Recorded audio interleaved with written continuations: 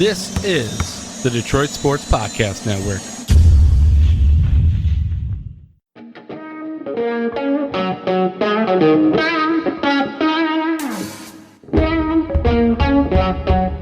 The biggest icon in podcasting.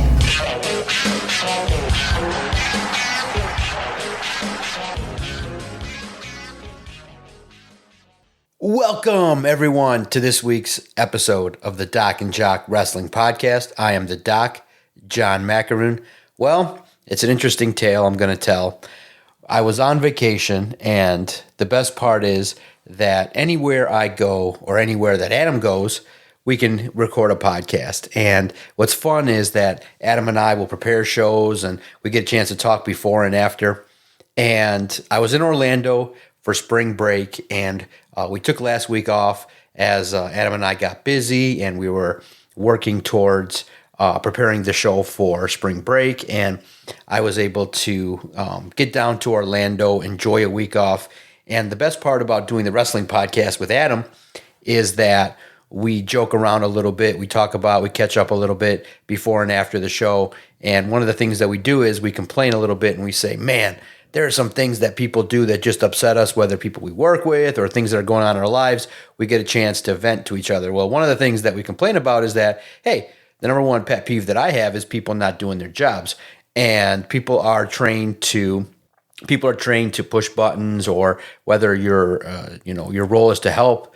The idea is that sometimes people don't do their jobs well. Well, for some reason, and I think that's probably why I took a vacation, was that, the podcasting has gotten so complicated with all the buttons you're pushing, all the things you're setting up, that really the basics are, you have your gear, you have your podcast, you have your mixer, and you have your stuff. And then unfortunately, there's so much things you got to connect and have go well. So Adam and I recorded a great podcast. It was 45 great minutes, and it was going well, and everything was great. And then post-production, I go to listen to it, and the Wi-Fi at the place that I had just wasn't good enough. And you're like, what's going on? Everything worked well from the computer aspect. I could hear them. Everything was going great, but the audio was just terrible. So I owe it to Adam. I owe it to everyone to talk about and just recap what we did talk about and put a show out there. So that's on me. I didn't do my job well enough. I didn't have the Wi-Fi prepared good enough to put out a quality. I was able to do a remote talking about sports, but it wasn't great. The video quality maybe wasn't as good as I would have liked, being a perfectionist. So it's kind of funny that Adam and I were complaining about people not doing their jobs, and I wasn't able to do the job properly. And I feel terrible. You just listen back and you're like, oh my goodness, I'm cutting out, Adam's cutting out. It's just unusable content that you just feel bad that, it's weird because, when you record, you can typically hear and everything like that, but, you're always bound to what is being recorded. So I do want to share everything that we talked about. I have a great memory, and we talked about a lot of good things. We talked about WWE, talked about AEW, news and notes, and we'll start with, what we've seen on Raw and SmackDown. John Cena, Adam and I definitely feel that John Cena's heel turn is unbelievable when you look at the perspective that now he's the number one guy. But we do see things a little bit differently in regards to the couple promos that have been delivered. Adam is definitely on point with, on board with what John Cena has been able to discuss with the audience, the way in which John Cena has been saying that he wants to ruin wrestling.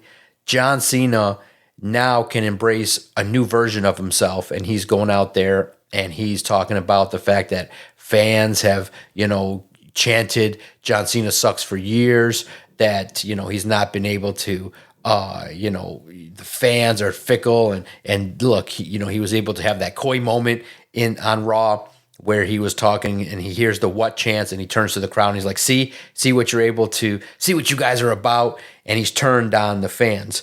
And I pointed out to Adam when we talked about it, I said, I think that with John Cena, this is an approach that is kind of simple, done before. Blaming the fans for your turn, turning on the universe, blaming the audience and the people for why you're angry. I just felt like that stance could have been taken a little bit differently. I feel like that stance could have been, I think, with John Cena and the creative team, just simply looking at the version of himself saying, I'm the best and I've been held back and I'm just out here trying to prove that I'm the greatest of all time and I don't need anybody's help. I just need to go out there and prove to everybody that I'm the man and nobody can stop me. Too long, I have diverted my attention to please you guys. And now no longer will I do that. I will just do what I want to do. I want to be selfish.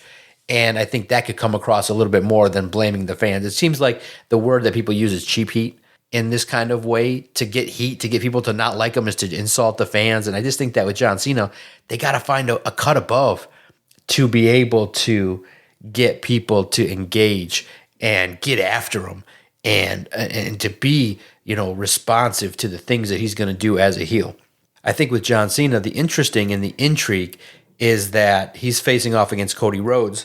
And I think that a critique that Adam had was in regards to the way in which Cody has kind of been delivering these promo slapstick, not as serious as Adam would like. And I agree. I think that, Cody Rhodes in this situation has to, it's intriguing because there's some argument to be made that maybe John Cena should get the title, should do some heel tactics, should maybe find an avenue to be able to take this title off of Cody Rhodes. It would be a big deal. But Adam and I both kind of feel like Cody's delivery in these first couple promos standing across from John Cena haven't been as good. And John Cena has kind of carried the weight a little bit. And now we're waiting. I think the next step for WWE is to deliver a Cody Rhodes promo that can be a little bit more believable. Like, okay, I'm here. I've been here. You betrayed the company, and now I lead this company, and I lead the charge for them. And it's time for me to step up to you, John Cena. And if it involves me eradicating you from the history of wrestling, then so be it. That's what I will do at WrestleMania. And it's got to be delivered intently. It's got to be delivered much better. And I think that Cody Rhodes needs to stand up and in the next opportunity that they're going to have, hopefully soon, to stand across from each other, they got to deliver a much better, and that probably involves some physicality, but they need to involve. It needs to involve a lot more from Cody Rhodes to make this the dream match that everybody wants. Because the build's been there clearly with the heel turn, but now Cody's got to deliver his point of view in a little bit more serious manner. We talked about, and something that was intriguing is that, Adam and I definitely talk about a lot. We talk about the women's division on AEW and WWE and what they can accomplish. You've seen a lot of trailblazing women. We'll talk later on about a trailblazer in the world of women's professional wrestling that could come back to WWE. Stay tuned. And it'll be intriguing to think about what the opportunity could present itself. But we talked about and we explored what we thought about Lyra Valkyria being the Intercontinental Champion. And I think we both kind of felt like, we're not as invested as we should be with somebody that's a champion. And we kind of feel like, okay, that, Lyra Valkyria has been given this opportunity to be a champion. And now the next step is, once you've been given that responsibility, it's an occurrence where the WWE is trying out, giving an opportunity to a woman and giving her a chance to create memories, but it just hasn't gone exactly the way in which Adam and I would like in regards to pushing Lyra Valkyria in a manner that makes it more intriguing. And we look at it and we say, is she interesting? Is she someone that when her angles are coming up that we're invested in? Right now, no.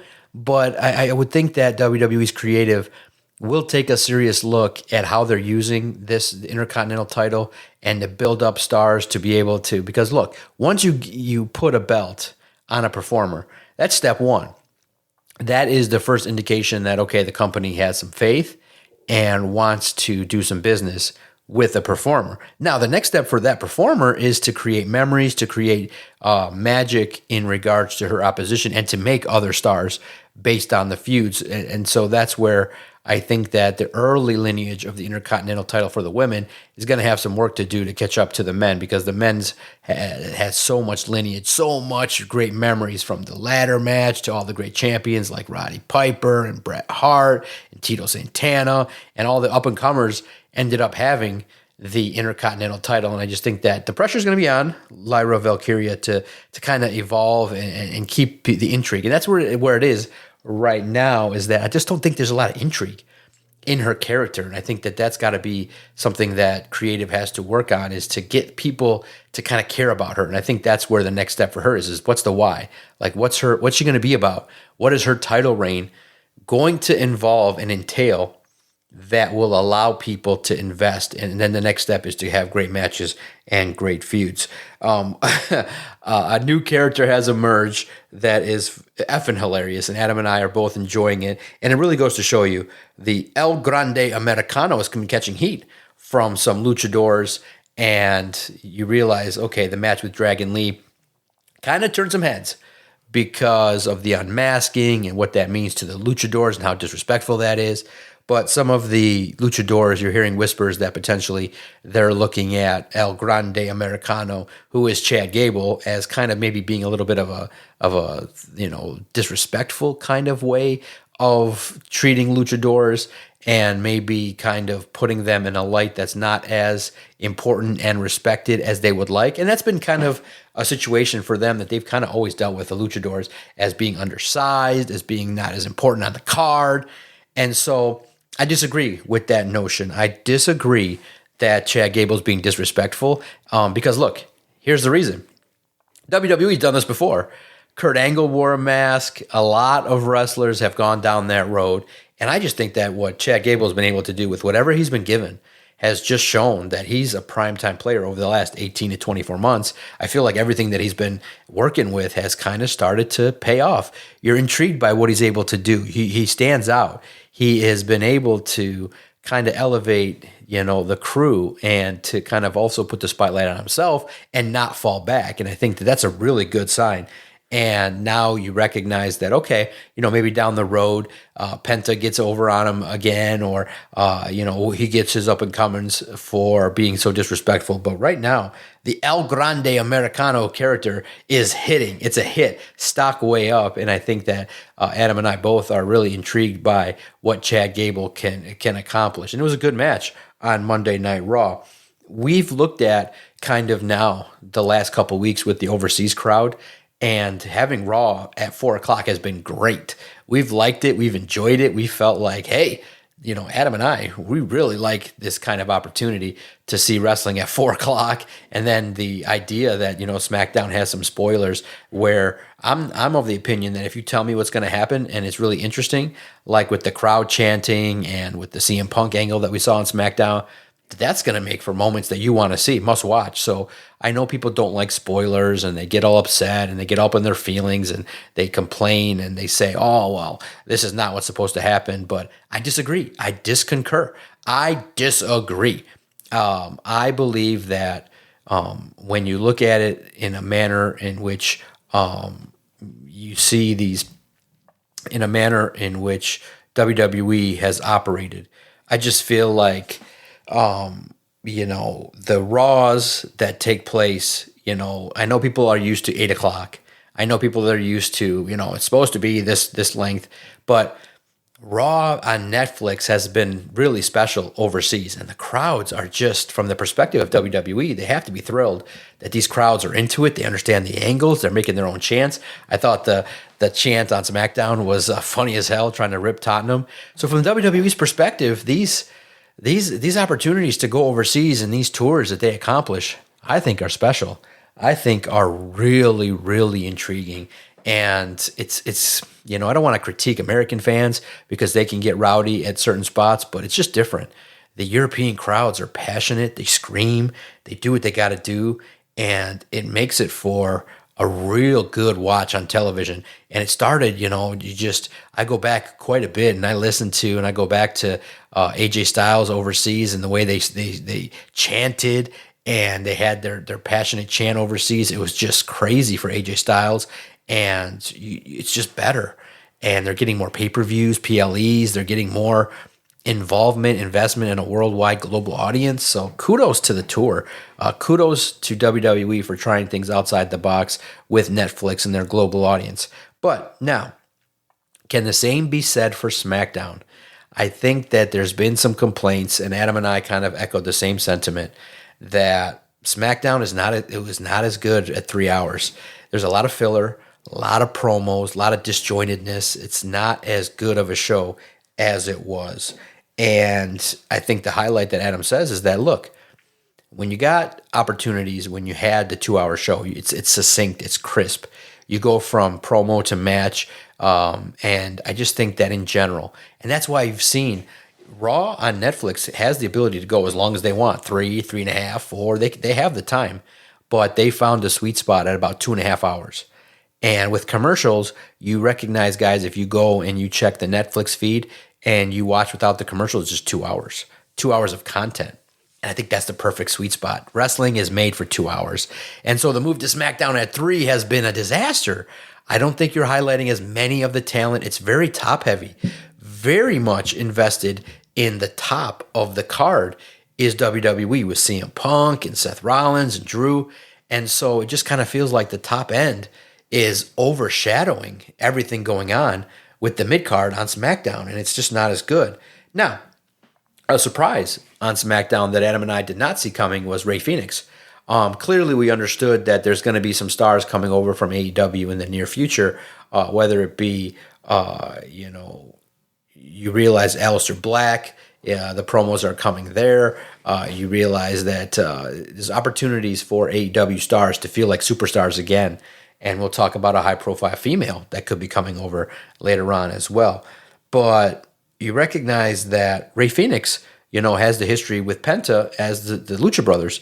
And you felt like, okay, well, that was going to be a natural fit that Rey Fenix and the promos would end up maybe being on Raw. That's not the case. And it's a great thing. It's great because now you can introduce Rey Fenix on his own. And Penta's already over as an individual star.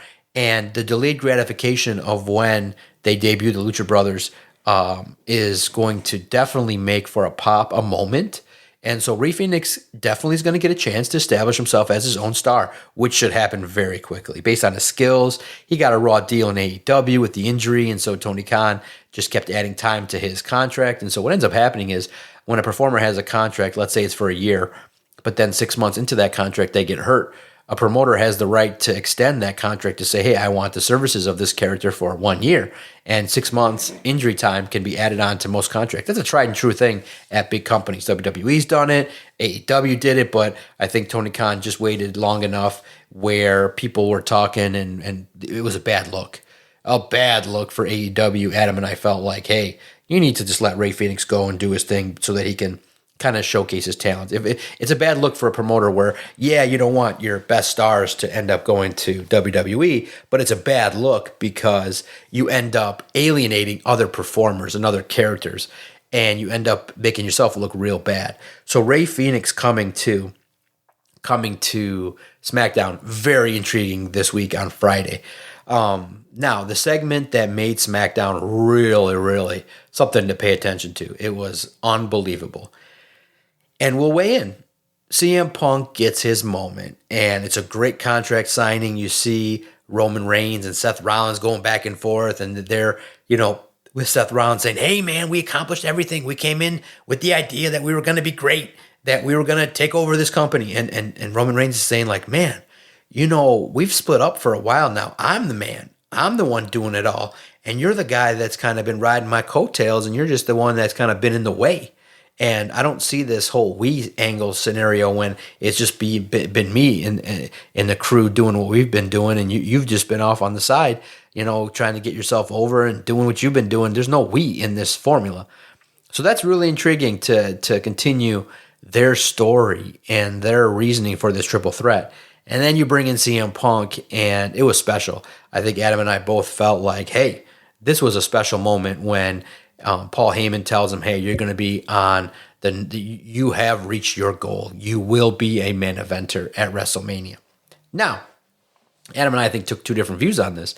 Adam definitely feels like, all right, CM Punk has been a character that he did not like, that thought was pompous and all about himself, but now has turned caught Adam's attention with his work ethic, getting in shape, telling good stories, and the raw emotion that CM Punk showed, just kind of the tears, but also building the intrigue by saying, no, this main event is not the favor. This is not the favor that I've asked for. And you have this cliffhanger that ended SmackDown that was really, really good. But here's where I am a little bit different. in that definitely I'm a fan of CM Punk. Definitely I'm a fan of the decision that he's involved in big angles. And I hope one day he does get to main event WrestleMania truly, because I, Doc, do not honor night one as a main event. When you go to 2 nights, the main event, and everybody should know it, the main event is the last match where there's nothing that happens after. So I do not acknowledge all the night one main events, whether it be the tag teams or whether it be women. Look, the main event of WrestleMania is the biggest angle in the company. It's the match that has no others after it. And this year it ends up being the worthy main event of night 2, which should be John Cena, the heel, matching up in the ring, going for a title against Cody Rhodes. That's the main event of WrestleMania. So CM Punk, I am not about participation trophies. I just feel like in this day and age, there's far too many true, like, hey, media members trying to pretend like, hey, I'm just going to go online and tweet everything and call myself media. That's not media. Media goes to events, they cover it, they develop relationships with people to pass along relevant information. And that's what Adam and I have tried to work towards, is to say, yeah, we put out content, but we also go to where the events are occurring and try to bring as much information as possible. That's the definition, the true definition of media. So no participation trophies. I don't agree with that. I don't think that you can say, well, CM Punk's in the main event of WrestleMania. No, CM Punk wants a main event match, and it typically involves a title. Like, is there a title involved with Roman Reigns and Seth Rollins? No. I do think that the match deserves to close out night 1, but it's a closer. It's a closing match, but it's not the main event. It's not the biggest storyline. It's the second or third biggest story in the company. And so that's where I do think CM Punk has more work to do. But the segment was well done, very well done. And it highlighted the passion that CM Punk has. And he's done good work. They referenced, I think that Adam and I definitely enjoyed the reference to the glass. Oh, real glass? When Drew McIntyre was getting slammed by Damian Priest on the car. So it's smart. When it's done on the other side, look, AEW has made a lot of references to WWE, and now WWE can also make references with their biggest stars. And to have CM Punk do it was perfect. Well-timed and very well done. But I think that with SmackDown, very top-heavy, a lot of investment made in explaining what's going on. And I know there's a build to WrestleMania. Adam and I definitely feel like, all right, there's a build and there's stuff to do, but there's so many more characters that could be developed on SmackDown that you just got to bring it back. And I know that, more time gives you more chances to develop and flush out, but it's not interesting enough. It's like it's too drawn out. It's not like you got to power through those 3 hours. So I do think that, if you're hearing whispers or the idea that online that maybe SmackDown is not as good a show as it was, I agree. It's not been winning as many show of the weeks, in recent weeks as Raw, but it's still up there as a good show. But once it gets down to 2 hours and it gets trimmed, I think that everybody involved will be happy with the product. Now, before we talk about AEW, I got critiqued. Adam and Kenny were not happy at all with my wrestling podcast playlist. And they introduced me. Now, what's weird is, and I'll preface it by saying, it's interesting that there are so many great wrestling podcasts, including the DocNJock Wrestling Podcast, and among the many others out there that break down wrestling on a weekly basis.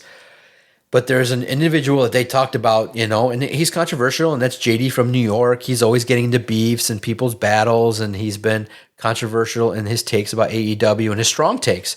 And so he's polarizing, and then he's loud, brash, and he brings it every show that he's on. So I definitely think that JD is in my playlist. And so Kenny, in our group chat with Adam, throws out there that, hey, JD and Solomon Monster out there are just going back and forth and giving their critiques. And I'm like, wait a minute. I'm like, who is this? And they're like, wait, you don't know? I'm like, who are you talking about? And they're like, oh, bro, this is bad. Monster on Tuesday is the great one. And I'm like, I never heard that name in my life. Who is this? And they're like, oh, no, who's on your playlist? And I'm like, my playlist is traditional. It's Busted Open, Eric Bischoff, 83 Weeks, Conrad Thompson, Chris Van Vliet, JD from New York, Jim Cornette, and they're like, oh no. I was like, what? These are the biggest, these guys are like top 100 podcasters in the world. Chris Van Vliet does great interviews. And I said, Ariel Helwani. I love the way that Ariel Helwani does interviews. And they were like, and Kenny's just direct. He's like, man, Doc, your playlist is all kinds of ass. And I'm like, wait a minute. How are you calling my playlist with the top end wrestling podcasters ass? How are you calling it ass when these are the biggest minds, people that were in the industry? They have big guests. I mean, yeah. And so I listened. Okay, I'm like, all right, I'll give this guy a chance. Yeah, he's got bold takes and he does great videos, but he sounds a little bit robotic.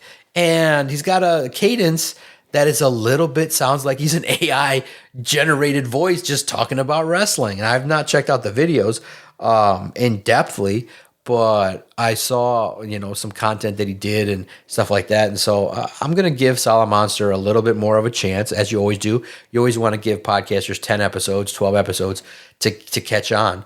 But my playlist is not ass. That's the one thing I'll tell you guys. And if I'm wrong, let me know at Detroit Podcast and let the guys know that Doc's podcast playlist of wrestling is not ass. Busted Open is one of the biggest shows in the world.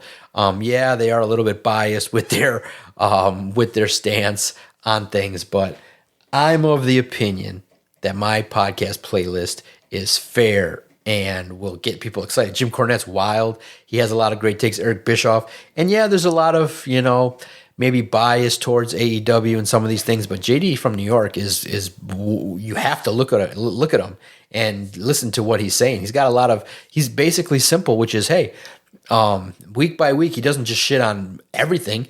There are things he likes in a show and things he doesn't. And a lot of it's, what's the point kind of stuff, which is storyline driven. What's the purpose? Moving things along, telling things that make sense. And when that doesn't happen, he shouts it down.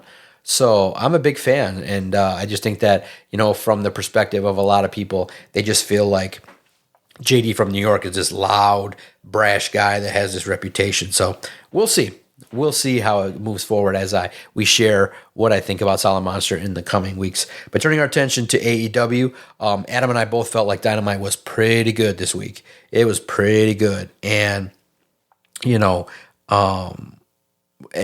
coming out of, where they've been into pay-per-view, some big angles have emerged. And I think that, which is good, the top end is starting to deliver. They're hearing the complaints. They're hearing that, all right, we got to develop stars. We got to be able to just pick up a little bit and be able to tell stories that are relevant, move away from, and Adam and I were off last week, the spot with the spike going into Jon Moxley's back. Look, Moxley definitely is paying homage to Mick Foley. He wants to kind of establish himself as a hardcore guy, and he's tough and brash, and maybe that spot didn't go exactly as well, but he's a star now, and he doesn't have to keep proving his toughness. He's like, we all know he's a badass. Not every week do we got to see this gore, and I think that storylines can be, one way in which you can make up for that. So it's not hitting home for me and Adam as much, the gore and what Jon Moxley's doing. But now turning his attention to Swerve, I think definitely we'll talk about that in a minute. But there was an angle that was very much in line with what AEW should be doing, which is building intrigue. With each angle, with each performer that's out there, it's a deep stack of Tony Khan's got a nice playlist there, a nice stack of talent that he can utilize. And it's unfortunate that some talent is moving on and trying to go back to WWE. But I do think that once some talent is highlighted, some of the angles are very interesting. And one of them involves MJF and the Hurt Business. They started to kind of tease that maybe MJF would be a member of the Hurt Business. And that's very interesting. What would that entail? Why? Why would that be a case? But Bobby Lashley, to the chagrin of others, is not on board. And their work together, Bobby Lashley and MJF, was pretty solid, and it builds intrigue. Like, what's going to happen here? Bobby Lashley now is not wanting MJF part of the Hurt Business, not part of the group there. And many people will wonder why. Why wouldn't Bobby Lashley want a big star? And you start to notice, okay, MJF definitely is reliant on groups, and he definitely likes to align himself with others. And maybe Bobby Lashley has caught on that he doesn't want that. He doesn't want someone glamming onto his group. But there's maybe one way, maybe now this is one way to start dissension amongst the Hurt Business. And it's intriguing, very intriguing. One in which you see, okay, this is where Bobby Lashley needs to be. Bobby Lashley is a star, and to put him in big angles with the biggest stars in the company, very much rewarding. And same can be said for the Swerve Moxley promo. I thought that was great because, Moxley, and they do this great thing, and Adam and I definitely love it and appreciate it, is they go back and they have these subtle references to the past. And John Moxley once told John Cena, you can go back to playing the guy that's John Cena. And everybody's like, whoa. That's, setting it up there that there's a belief that John Cena is just playing a character that's not him. Whereas Dean Ambrose and John Moxley is the real person. And then Swerve went out and said the same thing. Now you can go back and pretending to be the guy that's John Moxley.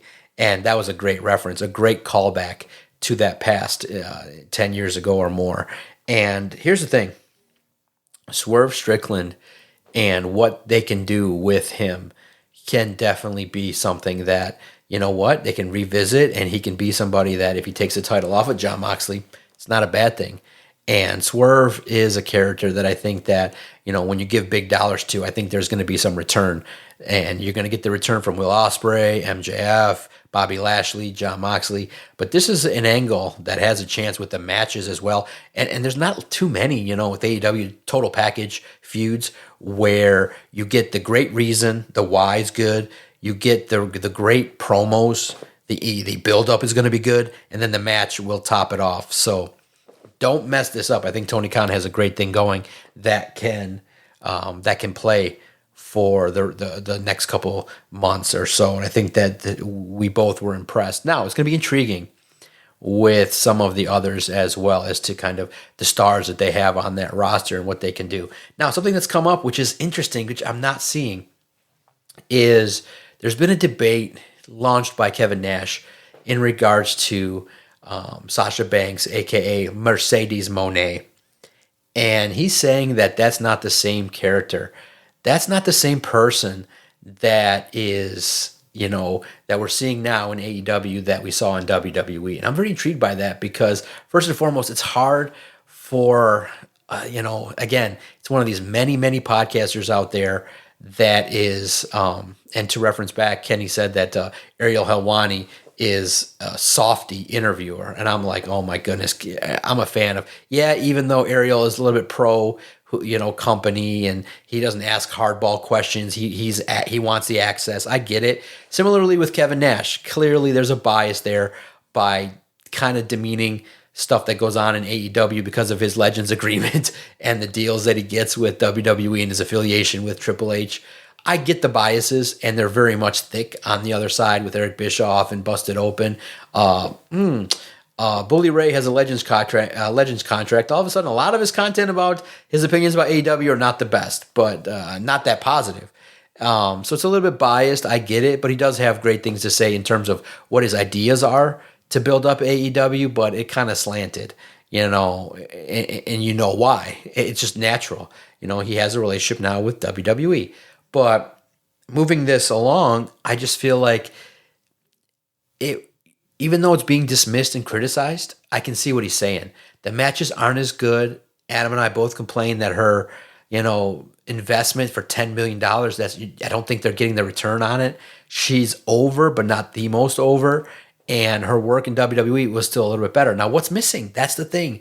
I just think that, her injury might have slowed her down a little bit, might have, made it so that she's not taking as many high spots as possible. The matches aren't as crisp and clean as we would like. So let's pay attention to it because it definitely lit the internet on fire with the critique about Mercedes Moné. And now with a character with a prominent female leaving, again, you want to create, right now, the buzz with AEW's females are kind of going in a different direction, going toward Penelope Ford, Megan Bayne, Thunder Rosa, Toni Storm. And, you realize, all right, Statlander and others as well as Britt Baker's kind of moved on, and Saraya will be potentially now showing up somewhere else or taking some time off. But, another aspect, another angle that we saw on AEW, that was fine. I thought that it was a really big way to start to continue to elevate one of your females is Megan Bayne and Penelope Ford were involved in a tag match over Thunder Rosa and Toni Storm. And the champion, Toni Storm, gets pinned clean. No interference, nothing wonky, just Megan Bayne getting the win, and Megan Bayne ended up pinning Toni Storm clean. Now, that always lends to the question, does that hurt Toni Storm by getting pinned clean? Does that hurt, some momentum that she's trying to carry? And Adam and I both felt, no, not at all. Because here's what you need to do. You need to, in some sense, build up the credibility of Megan Bayne to be a worthy contender. And that will allow for her superstardom to reign. And I think that, yes, she's got the total package. She's got the look. She's got the it factor. And now the next step in that kind of sense for her is to have matches and start to build credibility so that we can start to believe when that match happens with Toni Storm that we can believe she is a viable potential contender. And right now, she's got the look, but she didn't have no signature matches in terms of the volume. Now she gets a pin over Toni Storm. You start to see her talents. You start to see, you're building a star. You're building a individual that will be able to stand across from Toni Storm with believability and credibility. And that's where Toni Storm can help the women's division, is that she's going to make a lot of wrestlers. She's already made so many wrestlers and so many great memories. It's unbelievable. When you look at it with Mariah May, that's going to be great to come back to always. And now with Megan Bayne, my goodness, it's going to be great. So AEW has done a good job of being able to take the momentum from the pay-per-view, and even though they've had some up and down weeks, Dynamite, I think that coming out of the pay-per-view hasn't been, the first pay-per-view out of the pay-per-view, the first dynasty out of the pay-per-view wasn't that great, but we were able to start to see some reasoning now and some character development, some intrigue, and some storytelling. And so that's where I think the AEW is hearing the critiques, and they realize what is going to move the needle a little bit more than gore and violence is going to be storytelling. And you just hope that there's an opportunity for AEW to kind of still compete, because you're starting to see the momentum swing a little bit where people are feeling like I can be I can get some money here in AEW, but can I be a star? Can I be a realistic star in this business? Alrighty. The show of the week, Adam and I both felt was Raw. We both felt that, it was a good show, and highlighted by some things that are going on now with John Cena and the work that was done, but a lot of good work with Randy Orton as well on SmackDown. SmackDown definitely is creating memories and doing some good things as well, but we're starting to see the Jey Usos, the Gunthers, the build at WrestleMania on that side is very interesting on Raw, and the crowd just unbelievable for Monday Night Raw. So the show of the week for this week is Monday Night Raw. Now, typically, where Adam reads the news, I'll get a chance to read the news. And again, was in Orlando, and my Wi-Fi just didn't live up to the standard that we want here for our duo broadcast. So again, I take it on the chin. I take the super kick, but I definitely wanted to make it up to Adam and bring out the content and just go over everything that we said on my own here as I got back. But if Adam hears this, super kick to the chin, Doc fucked up. And look, like I said, I just, you believe that the Wi-Fi connection you got is good, but won't happen again. We'll figure out the internet. We'll figure out ways, again, where if I'm remotely not in town, to be able to bring the content. That's why I wanted to deliver the wrestling podcast this week. So this is the Doc and Jock news and notes. Here's what made our list. We have a new location and date for Money in the Bank. According to WrestleVotes Radio on Sportskedia's Backstage Pass Patreon, Money in the Bank will be emanating from the Intuit Dome in Los Angeles, California, the same venue that hosted the WWE Raw on Netflix premiere on January 6th. They went on to say, so we can confirm the initial report of our good friend and former guest of WrestleVotes Radio, Andrew Badala, that the location of this year's Money in the Bank PLE has been decided and agreed to, with the show calling the Intuit Dome in Los Angeles home in 2025. This will mark the first PLE to take place inside the brand new Intuit Dome, of course, the host of the debut of Netflix back in January. This will be the 16th Money in the Bank pay-per-view of all time and the first taking place inside the state of California. This comes off of the heels of WWE announcing that Backlash 2025 will be the first PLE after WrestleMania 41 and will take place in St. Louis, Missouri on May 10. Could Sting be back in WWE? With the recent announcement that Lex Luger would be inducted into the WWE Hall of Fame, Luger gave his preferred inductor, and to no one's surprise, it was his former tag team partner, Sting. This is where things, though, get complicated. Sting is currently under an AEW Legends deal, and that could prevent him from taking part in the ceremony. In the past, AEW wrestlers have been allowed to take part in the WWE Hall of Fame presentations as long as they were not shown or broadcasted. This has caused a bit of a debate online with Dave Meltzer of the Wrestling Observer saying that AEW should not allow Sting to participate in the event. Let us know what you think at Detroit Podcast. Should Sting be allowed? I mean, look, if you know wrestling, Sting and Luger, just bonded at the hip. Two performers that you're synonymous with each other. Ric Flair, Sting, Lex Luger, all part of WCW, all interwoven with their careers. I think AEW should kind of, for good publicity for the company, let Sting induct Lex Luger.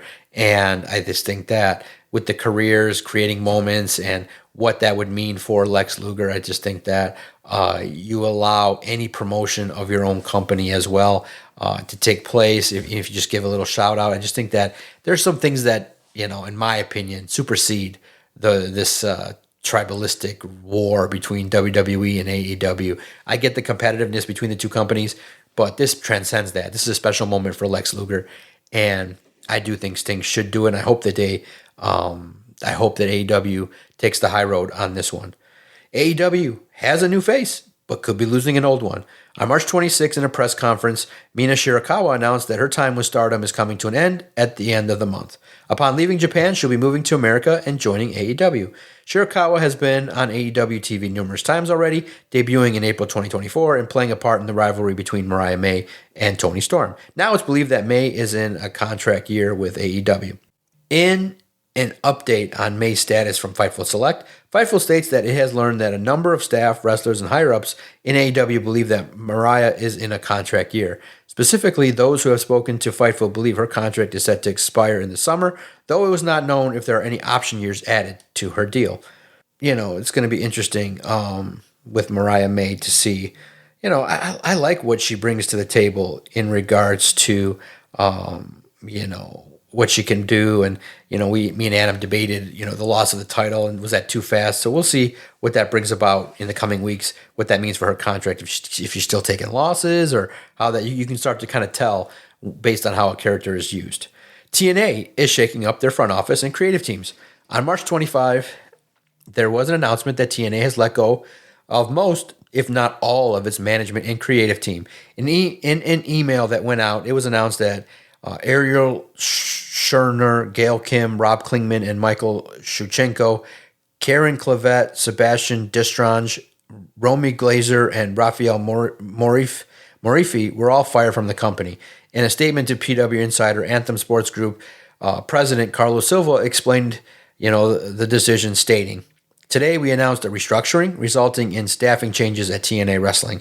These decisions are always difficult, but it became apparent that we need to make adjustments to our business strategies. We are grateful for those who worked here and thank them for their years of dedication to the company. Finally, we want our fans to know that we are committed to producing the absolute best product and highest quality content that we can, and we appreciate their continued support." In an update on the company, Fightful reports that the new head of TNA's creative following the shakeups will be Hunter Johnson, also known as Delirious. Delirious served as the head of creative for Ring of Honor from 2010 up until Tony Khan's purchase of the company in March of 2022.